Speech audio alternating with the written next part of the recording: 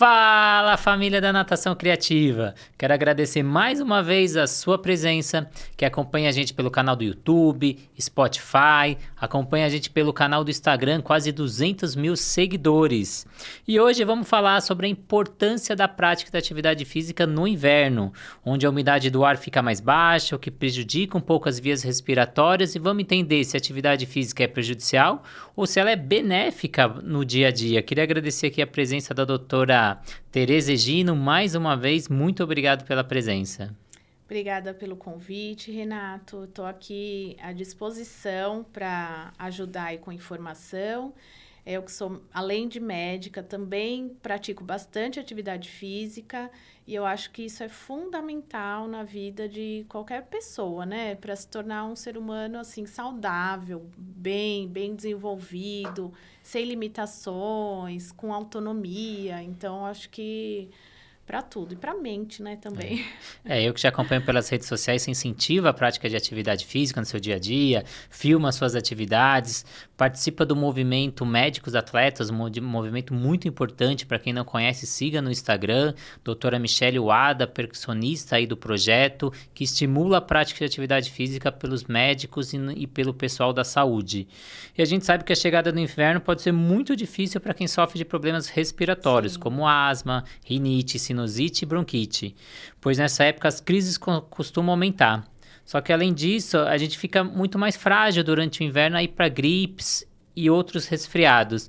Mas queria saber da importância da prática de atividade física nesse período de inverno. É importante, não é? Para quem tem esses problemas respiratórios, é melhor dar uma prevenida? O que acontece no inverno?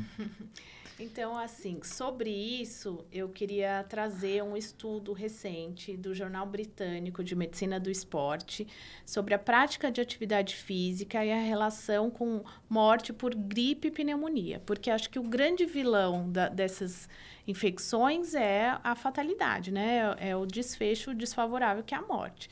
E aí, quando você pratica atividade física aeróbica, 150 minutos por semana, junto com atividade de musculação 2 vezes por semana, você previne o risco de morte por gripe e pneumonia para 48%. Mas, realmente, é um volume grande de atividade física. Se você faz atividade aeróbica 150 minutos por semana ou musculação 2 ou 3 vezes por semana, você ainda assim reduz o risco de morte para 36%.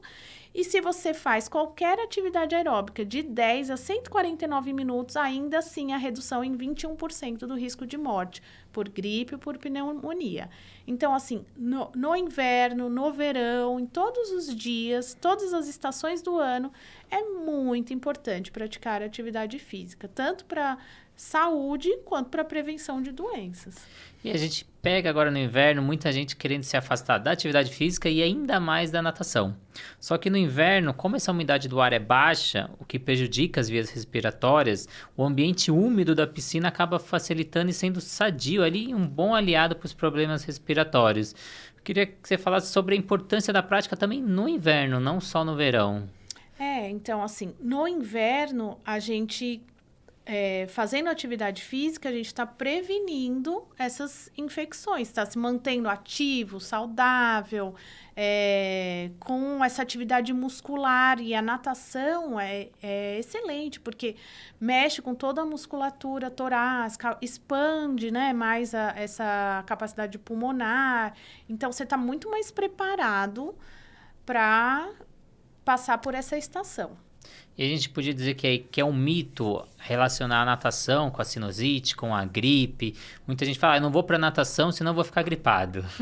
É um mito muito grande. A gripe, o resfriado transmitido por vírus. Não, na piscina, não há vírus lá espalhado na piscina. Então, isso é um mito enorme. O que acontece? Se você está descompensado de qualquer doença, cardíaca, pulmonar, da via aérea superior, então rinite, sinusite, é lógico que você vai sofrer mais com a sua atividade física. Então, acho que o necessário é tratar as suas doenças de base. Então, tá com a asma controlada, tá com a rinite controlada, não tem nenhum problema, muito pelo contrário, até melhora a sua saúde, está praticando atividade física. E aí você fortalece o sistema imunológico, Fortalece vai o ser sistema menos imunológico. propenso a pegar vírus e bactérias, Sim. né? E eu queria que você falasse, que a gente começou aí com a natação, qual a importância do contato com a água para o bebê. Então, a gente tem, às vezes, um pouco de receio de colocar o bebê na água, ou os primeiros contatos com ele com a água. Qual que é a importância do bebê e a natação? Então, o bebê, ele já vem do meio aquático, né? Dentro da barriga da mãe.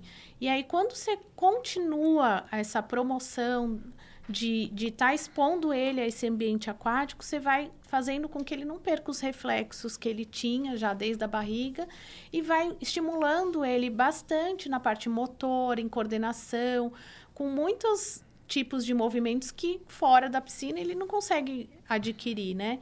E fora isso, assim, já começar a melhorar tanto a musculatura torácica quanto a parte de capacidade respiratória, fora o vínculo, né? Que a natação do bebê é muito gostoso ali, aquele contato da mãe com o filho, e vai fortalecendo esse vínculo, essa segurança. Eu queria até que você continuasse falando um pouco dessa conexão com o bebê, né? Com a importância dos pais estarem presentes, né? Que a gente sabe que é, às vezes, pela rotina, pelo tempo, até às vezes as mulheres pelo cabelo, que tem que ter todo um tratamento. Qual a importância desse pai estar presente nessa aula e junto com esse bebê? Então, é aquele momento que você está só a sua atenção completamente voltada para o bebê. Então, é um tempo de qualidade. Você está ali meia hora, 45 minutos em contato direto, trocando diretamente com o seu filho. Então, trazendo um pouco para a minha área, que é a área da comunicação, da linguagem, da fala. Então, assim, a fala, ela é estimulada com o outro, com essa troca com o outro, desde o não verbal que a gente fala. Então, assim, os sinais, ele percebe que que a mãe tá feliz, ele dá uma risada, e a mãe sorri de volta, e ele faz alguma brincadeirinha, ela repete, e aí fica esse jogo de comunicação entre os dois, que não tem nenhuma palavra, mas que é o precursor das palavras que vão vir. Então, é muito, muito fundamental esse vínculo, esse tempo de vínculo com o seu bebê e de conexão total com ele. Eu acho que uma fase importante ali que todos os pais gostam são as primeiras comunicações, as primeiras falas. E qual a importância da natação para o estímulo dessa fala no bebê? Então, eu acho que é isso. Esse tempo de qualidade que você vai ficar lá com o seu filho, trocando com ele. Então, ele vai começar a entender o que é, quando você está feliz, o que ele faz que te deixa feliz, e aí você retorna essa comunicação para ele, com gesto, com movimentos de boca, né? Porque ele faz aqueles balbucios, e aí você repete, acha engraçado, repete, e assim ele vai percebendo que aquilo te trouxe uma emoção boa e ele repete novamente porque ele quer receber isso de volta e essa troca vai acontecendo dessa maneira natural, né? Que a fala vem dessa interação e Sim. conforme mais estímulo esse bebê tiver, melhor vai ser para ele, né? Então, a importância dessa troca, desse momento único que ele tem ali de interação e de estimular esse bebê e não só o pai, vai ter toda uma turma, sociabilização ali. E a gente já falou do mito da gripe, da sinusite para natação, agora a gente vem com outro mito, que é a otite. Alguns pais deixam de matricular os bebês na natação com esse medo que eu vou afundar, que eu vou mergulhar o bebê e vai causar otite. Então, isso não existe, gente. Não há relação de natação com otite. A criança pode ter otite até no chuveiro, né? Então, assim, não há relação nenhuma. Então, a gente está na água todo dia. O que eu quero dizer a gente está na água todo dia. Se fosse para ter otite com a natação, a gente teria no chuveiro, né? Então, não há essa relação. O que acontece? A gente tem mecanismos autoprotetivos dentro do ouvido. Então, tem a cera que protege, ela é gordurosa, evita que a água entre. E, naturalmente, a formação do seu ouvido já é feita para não estar entrando água. Então, não é uma coisa habitual, nem há um medo de se colocar uma criança na natação, tá? E tem alguns cuidados, alguma prevenção antes da piscina, pós-piscina, até para evitar alguma infecção, evitar alguma coisa que possa prejudicar o contato com essa piscina? Sim. Então, o que não pode acontecer? Não pode ficar água presa dentro do ouvido. Então, esse é o cuidado principal. E aí, como que se faz isso? Então, no momento que sai da piscina, vira o ouvidinho para a água descer. Se identificou que entrou água no ouvido. Enxugar bem com uma toalha, uma fraldinha, um paninho. Nada de introduzir no ouvido cotonete ou outros objetos para os maiores aí, né? Que às vezes querem mexer com grampo, com chave. Não se mexe em ouvido. A gente seca só o que está fora e evita colocar qualquer objeto dentro do ouvido. Existem aquelas pessoas que têm uma anatomia que a gente fala que é desfavorável, que favorece o acúmulo de água dentro do ouvido. E, juntamente com isso, tem pouca produção de cerúmen, porque a cerúmen é uma produção natural e protetiva. E são raros esses casos que eles vão precisar procurar um otorrino, porque, como eu disse, em qualquer água eles podem ter mais infecção de ouvido, tanto no banho quanto numa praia, em qualquer lugar. Não é a natação 2 vezes por semana, meia horinha que você está na água, que vai dar algum problema. E é comum também no meio da natação a gente ver pessoas utilizando aquele álcool, pingar o álcool para poder evaporar essa água. Quais são as recomendações ali, que eu já sei que essa recomendação não se pode usar e é muito comum no meio da natação? Sim, então assim, o álcool às vezes pode ser irritativo, pode ressecar mais a pele do seu ouvido. Então, o que a gente precisa entender? Acho que um pouco da anatomia. O ouvido, ele é dividido na parte externa, na parte média e na parte interna. Então, a parte externa, que é onde a gente consegue mexer, ele é fechado. Ele é um copinho fechado. Então, essa água que entrou, ela vai sair. Não tem por que ela não sair. Se ela não está saindo, é porque tem algum problema nesse ouvido. Ou uma anatomia desfavorável, ou até excesso de cerúmen. Então, aquelas pessoas que já têm um acúmulo de cerúmen, porque usam cotonete, porque empurram essa cera para dentro, na maioria das vezes. Enfim, essas pessoas vão precisar procurar um otorrino porque elas vão ter problema até no chuveiro, como eu comentei. Agora, na vida normal, não precisa estar colocando nada dentro do ouvido. É só virar a cabeça e deixar essa água descer e secar, tá? Basicamente isso. Algumas crianças ou até mesmo adolescentes e alguns adultos apresentam problemas respiratórios, como asma, bronquite, entre outros. Como a natação pode auxiliar no processo dessas doenças? Então, a natação, ela, muito mais assim, para asma, ela favorece muito essa expansão da capacidade respiratória, o fortalecimento da musculatura, do diafragma. Então, em muitos casos, foi recomendado natação porque a criança teve o diagnóstico de asma, né? Para auxiliar bastante nesse processo de melhora, junto com a medicação que foi indicada para ela naquele momento. Com relação à rinite e à sinusite, não existe uma relação direta, porém, toda atividade física vai ajudar a melhorar os casos de qualquer doença. Com relação à rinite em especial, existe um mito que no frio ela pode piorar. O que acontece no frio? Então, diminui a velocidade do batimento ciliar. O que é isso? A gente tem os cílios que fazem o muco ser expulso do nosso nariz. Todo mundo produz muco todo dia. E aí, esses cílios, com esse batimento dos cílios, ele leva esse muco para a garganta e vai embora. Com o inverno, com baixas temperaturas, com mudanças bruscas, essa velocidade de movimentação desses cílios diminui.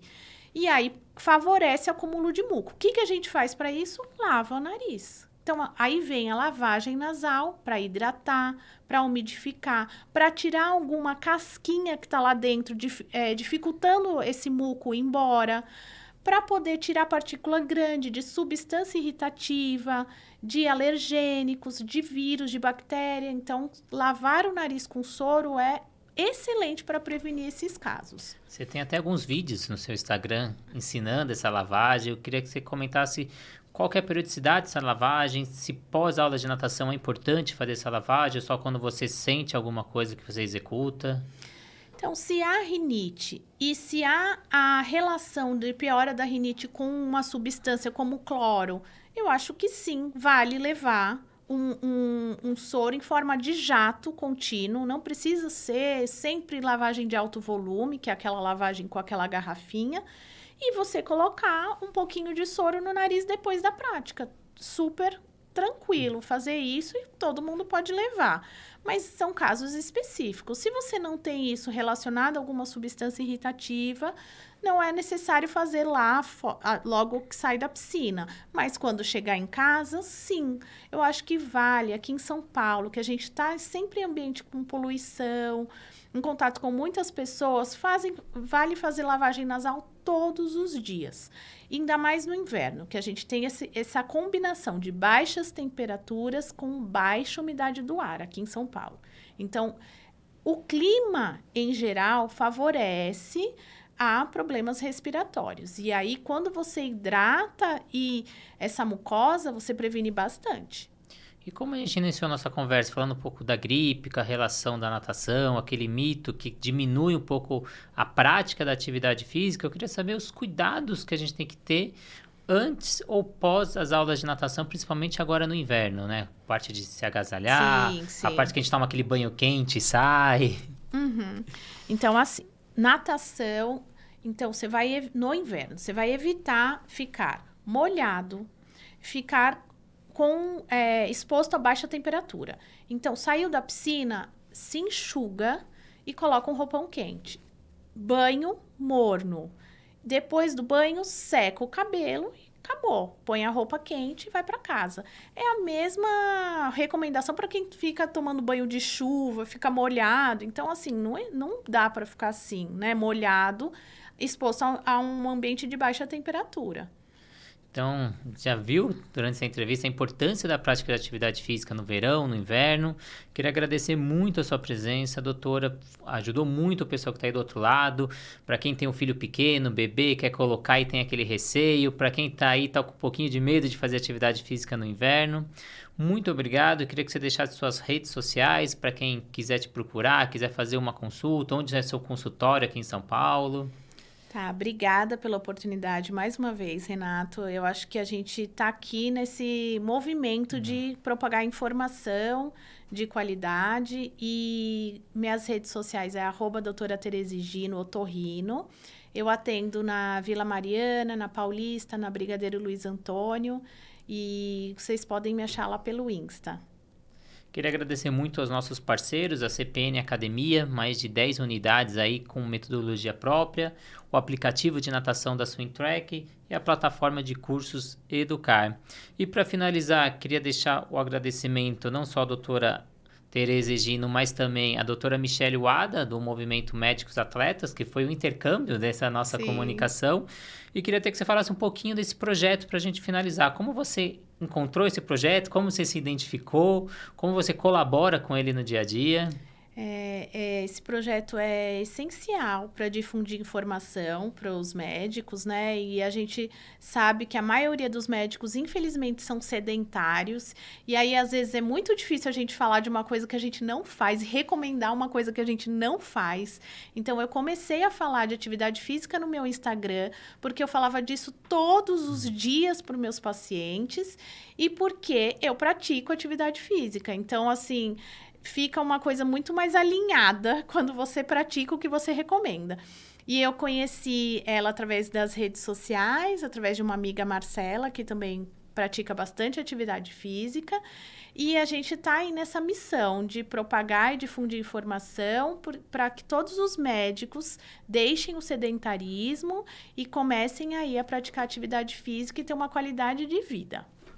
Pacientes saudáveis necessitam de médicos saudáveis. Sim, com certeza. Esse é o slogan do projeto, me identifico muito com ele, tenho parceria aí com médicos atletas, assim como a doutora Tereza, e quem não acompanha, siga lá no Instagram os médicos atletas, que vale a pena. Então, muito obrigado pela sua presença, sigam as redes sociais da doutora Tereza, da plataforma Educar, Natação Criativa e Médicos Atletas, e até a próxima entrevista. Até.